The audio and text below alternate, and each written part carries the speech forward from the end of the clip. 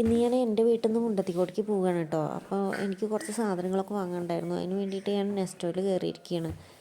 സിയമോൾക്കാണെന്ന് വെച്ചെങ്കിൽ നല്ല ക്ഷീണം, രാവിലെ നേരത്തെ എണീറ്റിട്ടുണ്ട് ഇന്ന്.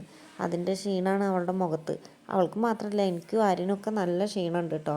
ഞങ്ങൾ രണ്ടുപേരും ആര്യനെ വെയിറ്റ് ചെയ്തിരിക്കുകയായിരുന്നു കേട്ടോ. ആര്യൻ വാഷ്റൂമിൽ പോയിട്ടാണ് വരുന്നത്. ആര്യൻ ഇന്നിപ്പോൾ സ്കൂളിൽ പോയിട്ടില്ല.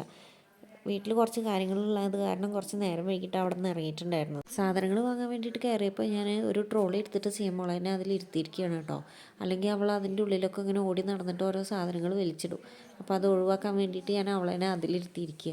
എന്നിട്ട് അതിൽ ഓരോ സാധനങ്ങൾ വെക്കുമ്പോൾ പിന്നെ ആ സാധനങ്ങൾ എടുത്തിട്ട് കളിച്ചോളും. വീട്ടിലെത്തുമ്പോഴേക്കും എന്തായാലും ഉച്ചയാവും. പിന്നെ അവിടെ ചെന്നിട്ട് ഭക്ഷണം ഉണ്ടാക്കി കഴിക്കാനുള്ള സമയമൊന്നുമില്ല. അത് കാരണം ഞാൻ ഉച്ചയ്ക്കുള്ള ഭക്ഷണം വാങ്ങിയിട്ടാണ് കേട്ടോ പോണത്. വീട്ടിൽ കറക്റ്റ് ഒരു മണിയോട് അടുപ്പിച്ചിട്ടാണ് കേട്ടോ എത്തിയത്. എത്തിയ വഴി തന്നെ എല്ലാവർക്കും ഫുഡൊക്കെ എടുത്ത് കൊടുത്തു. ഞാനും കൂടി ഇരുന്നിട്ട് ഫുഡ് കഴിക്കുകയാണ് കേട്ടോ. നല്ല ക്ഷീണമുള്ളത് കാരണം ഇനി ഫുഡ് കഴിച്ചിട്ട് വേഗം കിടന്നുറങ്ങും. അതിന് വേണ്ടിയിട്ടാണ് വന്ന വഴി തന്നെ ഫുഡൊക്കെ എടുത്ത് കൊടുത്തിട്ടുള്ളത്.